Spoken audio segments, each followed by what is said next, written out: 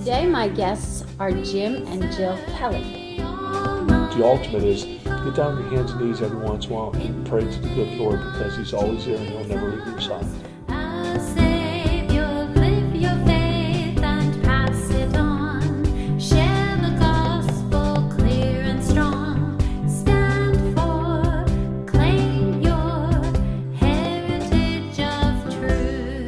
Welcome to Heritage of Truth. Today my guests are Jim and Jill Kelly. Welcome. Thank you. Thank you. Excited to be here. Well, both of you have new books coming out. Now, most people probably know Jim because of the NFL. You were with the Buffalo Bills, right? Yes, Buffalo Bills for 11 great, fun years. Right, and you're a Hall of Famer? Yes, I was inducted into the Pro Football Hall of Fame in 2002. Great. That's great. And as you just told me, that gave you a platform for what you're doing now.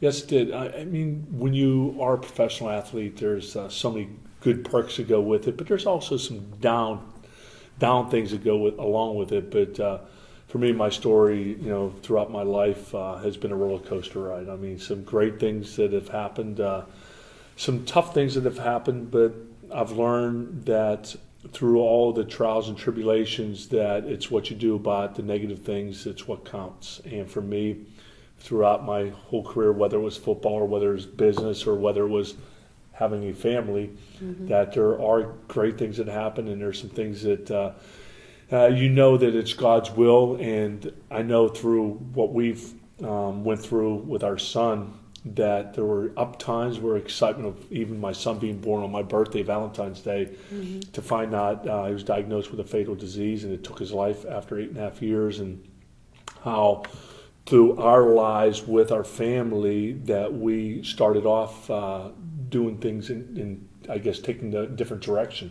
Jill seeked the good Lord, and I ran from the Lord. And I finally... I guess somebody knocked me upside the head and said, you just don't get it. But I get it now. It took me a lot longer than it took my wife, but I'm finally at peace now. And but I just wish I would have done it a long time ago. Right. But I'm where I'm at right now, and we're making a difference through our foundation. And we both are authors of books. So is our two daughters, Erin and Cameron, right, which we're very excited about. So this is a very exciting time for the Kellys. Cool. Now, your first book was about your son, is that correct? Yes, without a word. Yes, our memoir. And actually, God doing the work that He has done in our hearts has allowed us to share our story in the way that we have even now, even with these other books. Certainly through the memoir, it was prayed up. We had marriage counseling because we knew that we were going to share some very intimate things that we had never shared before, because anytime that our story was shared in the past, the media frames it how they want it, which, we understand the nature of that, but we wanted to share what God had done in both of our lives and how He had rescued not only us as people, but He had rescued our marriage, had rescued our family, and the trickle-down effect of, my parents coming to faith and my brother and, our daughters. So just the bigger picture. So that was shared in Without a Word. And then Jim and I both had more to share. And really, we never intended to be authors. It's not something that we feel that we're writers and authors now. It's just something that God had prepared in advance for us to do, had given us a story, and continues to pour more into us so that we can pour it out into the lives of other people and then hopefully encourage and comfort them as God has done for us. So through Etched, anyway, through my new book coming out in January January of 2013. Yes. Basically, it really stems from a moment in time, and it's made up of moments. What Etched is a bunch of moments where things that I have learned in my lifetime about love, significance, suffering, death, giving, the sort of things that we learn in the midst of moments where God, though we don't know Him in some of these moments, is very present and is revealing Himself to us, even through things that we think, for instance, love is.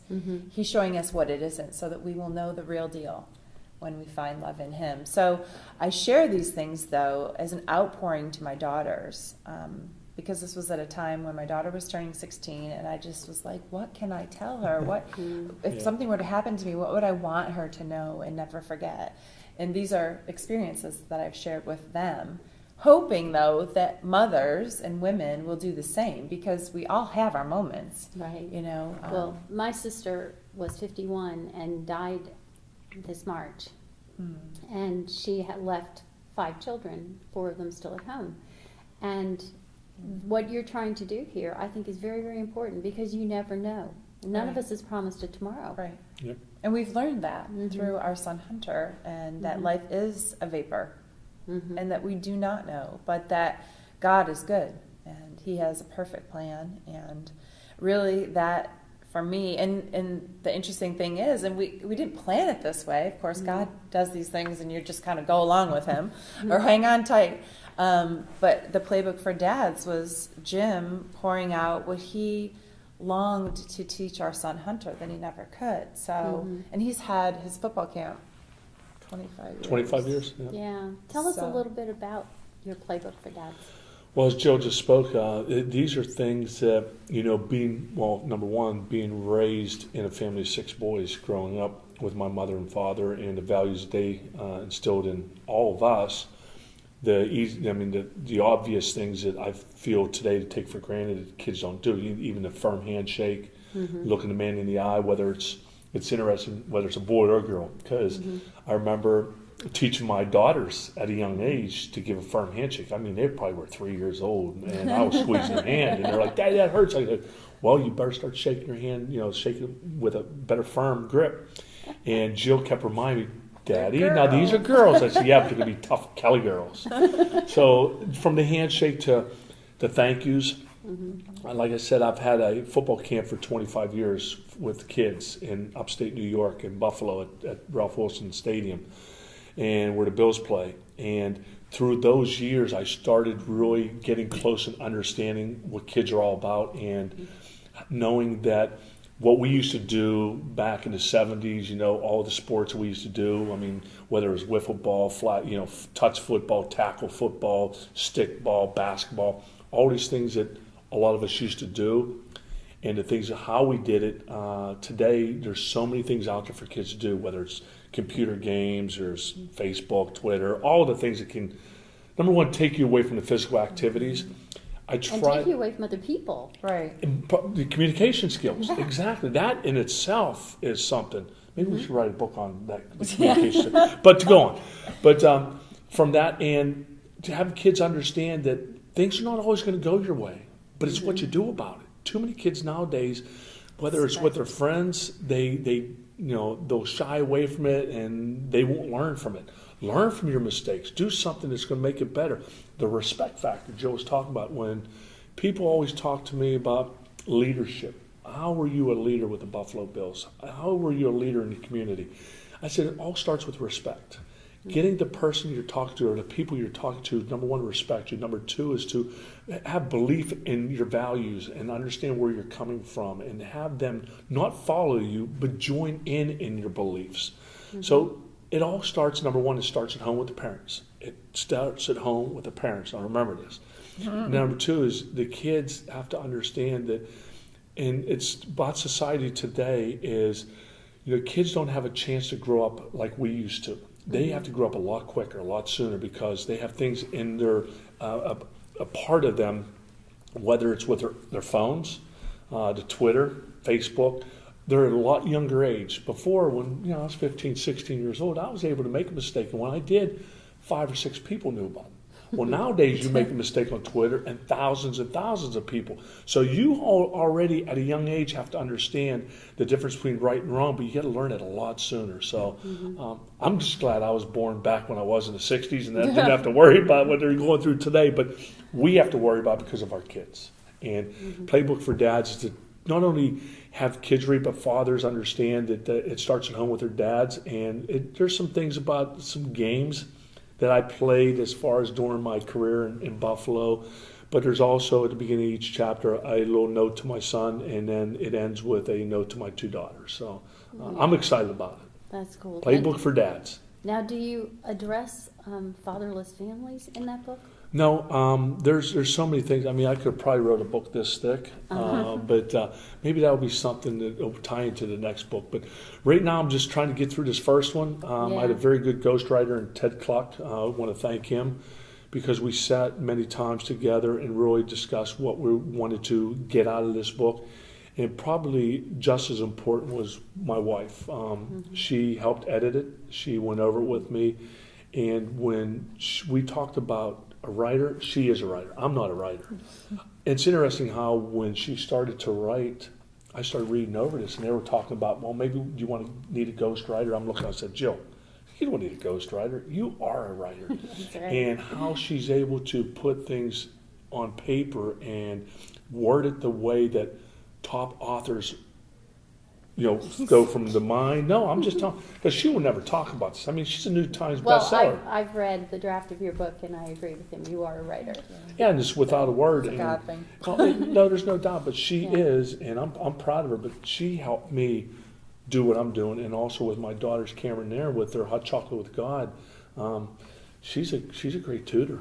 I think I'll keep her around for a little bit. I wanted to, you mentioned the fatherless families, that's something that we address in Hot Chocolate with God, because the girls are talking to and interacting with a variation of types of families. We have messages coming through the website of girls that, well, I read, this section of Hot Chocolate, and well, I don't live with my mom, and so I can't ask her these questions, and I don't have a dad. I live with my grandma and grandpa. So I mean, we are. God has allowed us to recognize that, not everyone comes from that cookie cutter kind of family situation. Well, and not everybody has stuck to what God has designed the family to exactly. be. What exactly. Happened, yeah.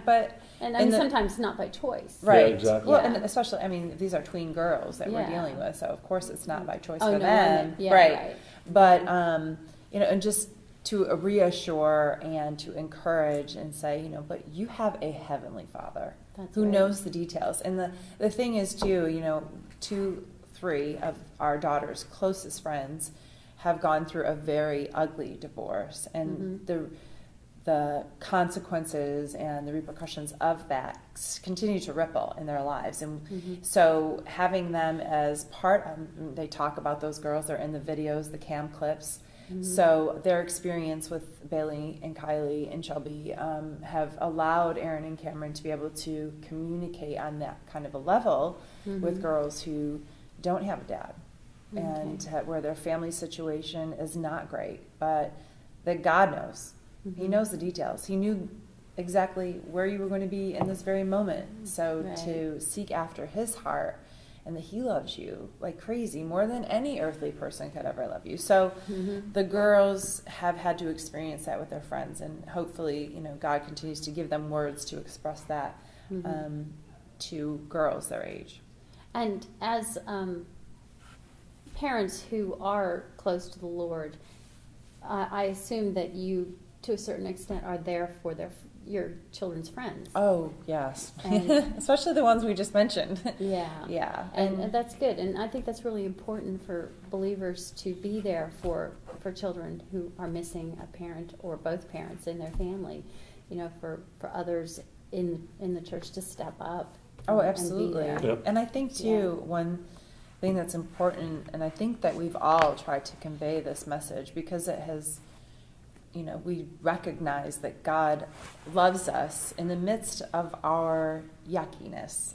That, there's no perfect scenario, that only God is perfect. And I think that even through the Playbook for Dads, through Etched and through Hot Chocolate with God, we've been led to communicate that there is no perfect scenario, that, but God has made you perfectly, and that He has wonderfully created you, knit you together, and orchestrated the details of your life exactly where you would even live, the book of Acts says.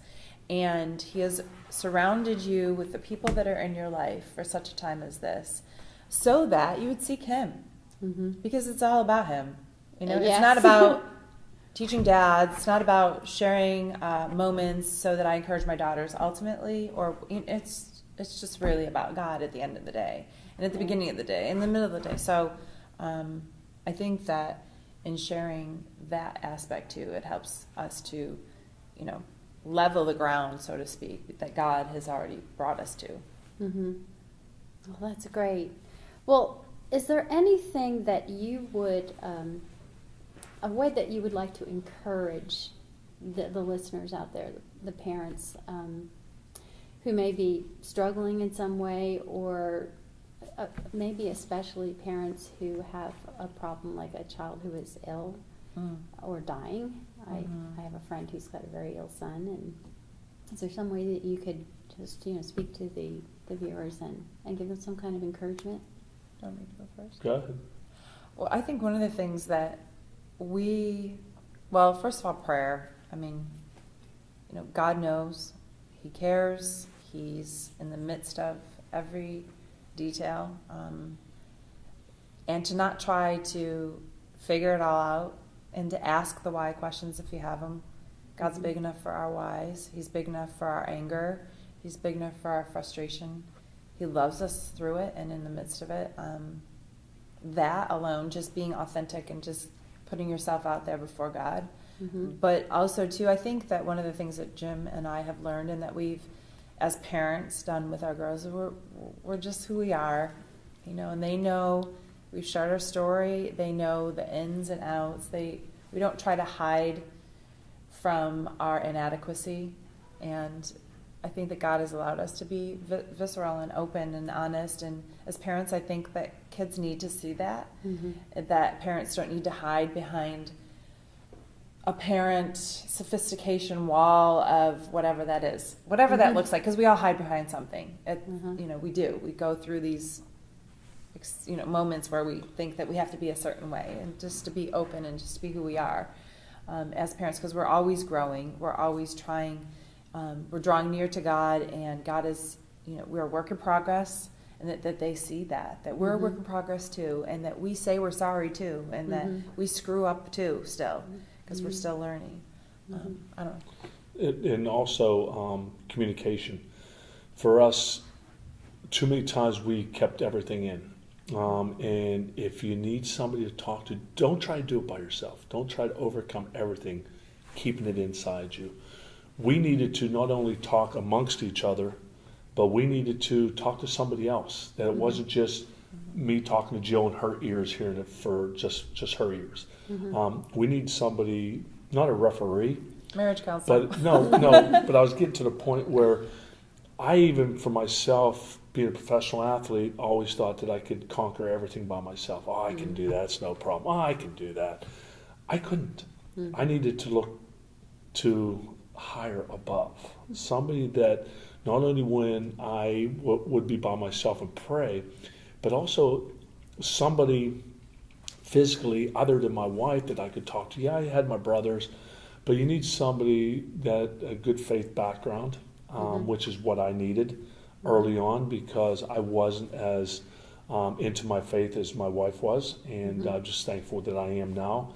But I just needed somebody else to share in my thoughts with my wife, and at times without my wife, and to let go.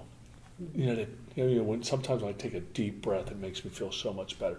When I let something out that I've kept bottled in for so long, it's a big sigh of relief. So I just urge anybody out there that if you're going through, whether it's struggles with your marriage or whether you're having struggles, raising a special needs child, or really in today's society, raising kids in general, especially teenage kids. If you need help, seek it, go for it, because I'll tell you what, I can't say it works for everybody, but the majority of people I've talked to, it's definitely helped them. So why not try a different avenue if what you're doing now is not working? But the ultimate is get down on your hands and knees every once in a while and pray to the good Lord, because He's always there and He'll never leave your side. That's right. Well, where can people find you online? Well, I have you have a website. We kind of all have websites. I'm at jillk.org. Jill K? Jill K. Just the letter K? Yes, Okay. jillk.org. And mine's jimkelly.com. That's a tough one. Okay. And again, it's Playbook for Dads. Etched upon my heart. Upon my heart. Yes. and your first book, Without a Word. Without a Word. Yeah. Thank you so much for Thank being you. our guest. My pleasure. Thank you very much, Jean. Yay.